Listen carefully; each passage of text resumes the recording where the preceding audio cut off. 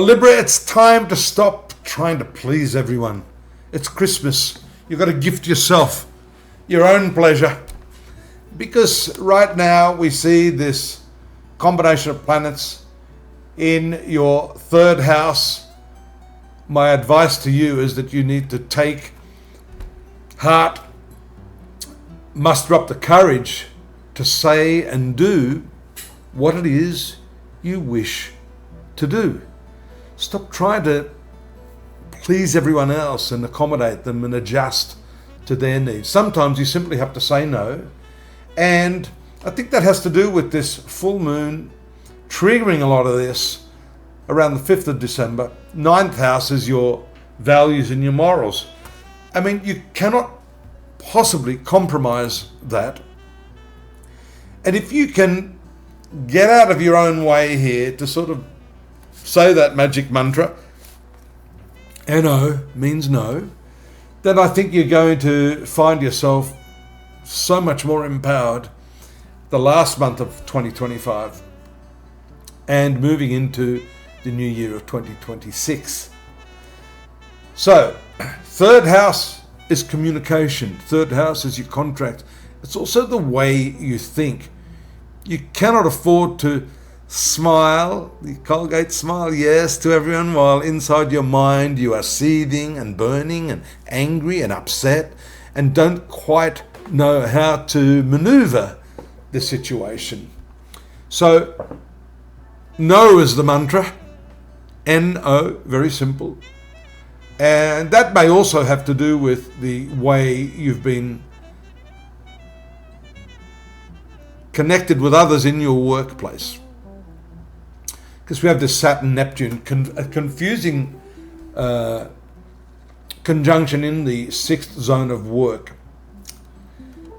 At the point of Mercury entering into this cluster of planets, what we call a stellium in your third house, this is the time you are able to start formulating the way in which you can communicate your needs, your boundaries, your limitations to others, what's expected of them, and also to demand of them what they expect of you. In other words, it is time for a reckoning. It is time for understanding, which I love that word because it's actually two words, understanding, but they're in the wrong order.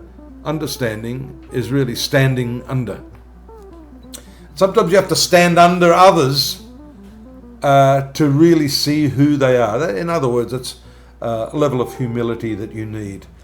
And so I mentioned, number one, the communicative planet Mercury in this third house, giving a good opportunity for you to articulate what it is you want. And then, additionally, this beautiful new moon here on the 20th, taking place again in this zone of communication. So, the new moon is challenging you to cast aside that old way in which you expressed yourself, in which you sidestepped the problem because you didn't want to tread on anyone's toes. And the moon is also your career planet. Now, there's two meanings to the career planet here. Yes, the career, your boss, the work that you do, the industry that you're in, that may also be subject to this new moon, a change or a shift, but only because of the secondary, which to me is a more important meaning, that this moon rules the 10th house, which is the culmination of your personality, the development of your character, the fulfillment of who you are as a person. That is why in Vedic astrology they call this sector Karma Sthana, the house of karma. It's what you can become. It is the fruit of your horoscope. Now, Sun and Mars move out of this sector in the second part of the month. Venus also on the 25th, Christmas Day itself. So you have to be a little careful here when you've got Mars and Sun activating the 4th house of family. That could be one of those Christmases where, you know, Uncle Know-It-All really gets under your skin. So you're going to have to bite your tongue there. Nevertheless, you have the ability with Mercury still retaining its position in the 3rd house to communicate away what it is you wish at that time. The other issue here, I guess it may not impact you so much in the latter part of December, is the workplace relationships here, the frustrations that you have right now. And it's important for you to put those aside as you go into the festive season. You can't change everything that is bothering you when you have no control of it at that time. So just let things slide. Enjoy the Christmas festivities.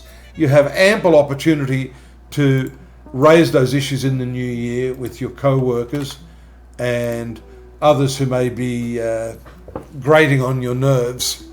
But overall, I think if you can muster up the courage to speak your mind and draw the boundaries, even if you've got to do it with a piece of chalk, draw that circle around you, set up that sterile bubble which no one can transgress. That's the work cut out for you this month, Libra. And having said that, speaking of Christmas, Merry Christmas. Thank you for your support throughout the year. I hope you'll be back in the new year for more of my Oracle Express. Don't forget to subscribe if you haven't. It helps the channel, helps me.